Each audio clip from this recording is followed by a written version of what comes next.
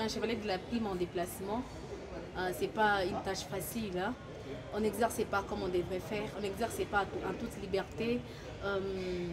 On est un peu coincé parce qu'on n'a pas de médias à Goma. À Goma, on n'a pas de médias sur lesquels exercer. On s'efforce d'intégrer certaines rédactions, mais ça ne marche pas toujours. Hein. Et là, vraiment, nous sommes un peu bloqués. Mais si la guerre prendrait fin, on pourrait rentrer dans nos zones et continuer avec notre travail de journaliste. Personnellement, j'ai été aussi victime de ça parce que dans la famille d'accueil, je suis arrivée à Goma et pour un temps, je suis sortie dans la famille. Vous savez quand même que le coût de la vie dans la ville n'est pas facile. J'étais obligée de quitter la famille d'accueil pour me rendre dans les camps, je dirais, dans le groupement Mounigui, c'est un territoire de Nyiragongo. Et là, j'ai été victime parce que j'ai été attaquée par des bandits.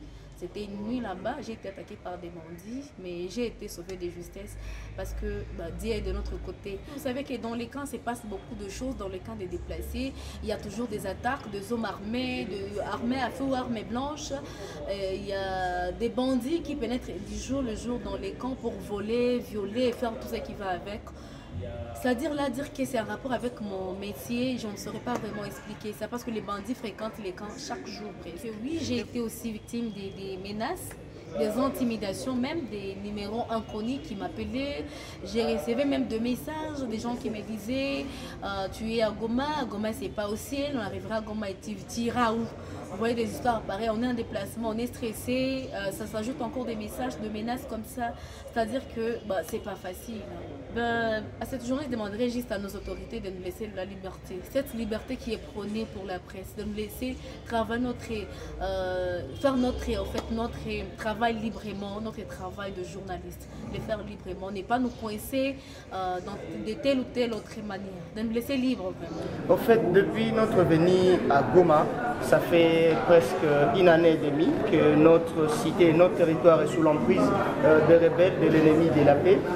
Notre survie à Goma dépend de chaque nouveau jour qui vient.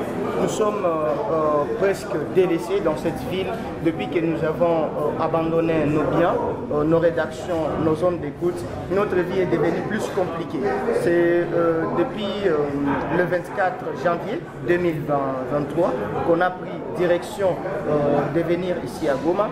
Nous sommes passés par le territoire de Walikale et dans le Mississippi, venir se retrouver ici à Goma dans un terrain totalement nouveau, obligé d'abandonner toutes les stratégies de survie qu'on avait déjà mises en place pour notre survie dans nos zones. Et maintenant, nous sommes à Goma, vraiment dans un terrain totalement nouveau. Et notre vie est vraiment embouteillée par des grands défis qui sont liés à la vie.